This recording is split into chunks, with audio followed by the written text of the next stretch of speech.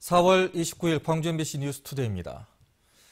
세월호 사고 현장에서 최초로 촬영됐던 동영상이 사고 발생 13일이 돼서야 공개됐습니다. 영상에 담긴 선원들의 모습도 충격적이지만 처음 출동한 해경 경비정이 선체 내부 상황을 전혀 모른 채 구조에 나선 것으로 보입니다.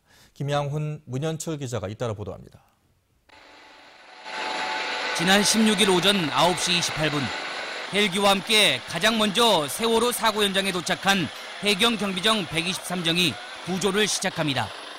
승객 일부가 구조된 뒤에 곧바로 바지조차 입지 않은 선장과 선원들이 잇따라 구조됩니다. 서둘러 구조선에 타려는 선원들을 향해 경비정에서는 기다리라고 말합니다.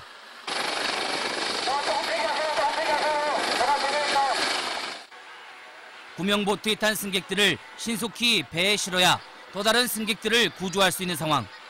먼저 구조된 선원은 도와주지도 않은 채 미소까지 지으며 한가롭게 휴대전화를 하고 있습니다. 해경 경비정 123정에서 촬영돼 13일 만에 공개된 최초 구조 동영상 분량은 9분 45초.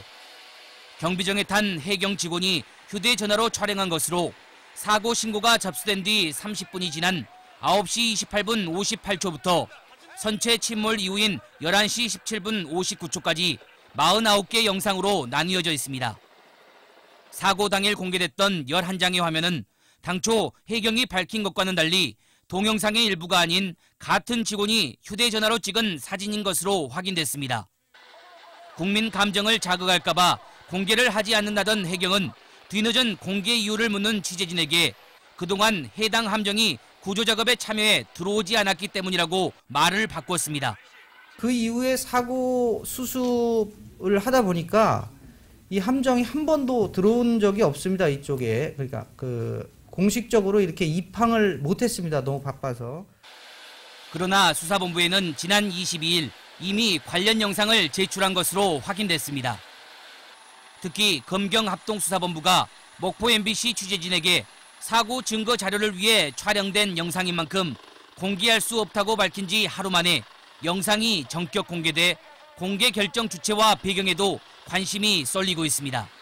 MBC 뉴스 김양훈입니다. 사고 현장에 가장 먼저 출동 명령을 받은 해경 경비정 123정. 기울어져가는 선체에서 경비정에 탄 14명의 승조원이 분주히 구조 작업에 나서지만 승객인지 선원인지 구분조차 못할 만큼 정신이 없습니다. 제복 입었어도 구명조끼 입고 있으면 가려져서 잘 안 보입니다. 그리고 보이지 않나요? 보이는데 볼 겨를이 없습니다. 보다 보면요. 왜 이렇게 허둥댈까? 세월호 내부 상황을 전혀 몰랐습니다. 출동하면서 세계 공영 전환 채널인 VHF 16번이 아닌 진도지역 고유 채널인 67번으로 교신을 시도하는 바람에 세월호와 연락조차 못했습니다. 뿐만이 아닙니다. 제주 관제센터로 연락을 받은 진도 관제센터가 9시 7분부터 9시 38분까지 세월호와 교신한 내용도 듣지 않았습니다. 현장에 도착했지만 선내 상황은 모른 채 눈에 띄는 구조만 하는데 급급했다는 얘기입니다. 진도 VTS와 세월호와 교신 내용을 들으셨어요? 아니요, 안 듣습니다. 그래가지고 우리가 도착한 뒤에 약 한 20분 후 9시 40분에서 40에서 50분 사이에 어선들이 약 3, 40척 왔습니다. 대부분의 승객들이 대기하라는 세월호 선원들의 말만 믿고 침몰해가는 선체 안에서 머무르던 시간.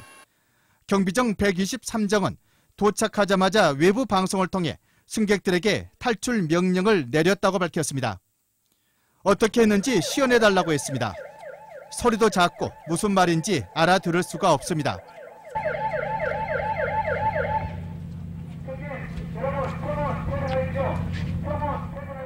세 번째 시연만 해야 겨우 알아들을 수 있을 정도로 방송이 됩니다. 선내에 남아있던 승객들이 탈출 명령을 알아듣기가 쉽지 않을 것이라는 게 짐작됩니다. 해경이 신고부터 구조까지 얼마나 허술하게 대처했는지가 처음 출동한 경비정이 직접 촬영한 영상 속에서도 그대로 드러나고 있습니다.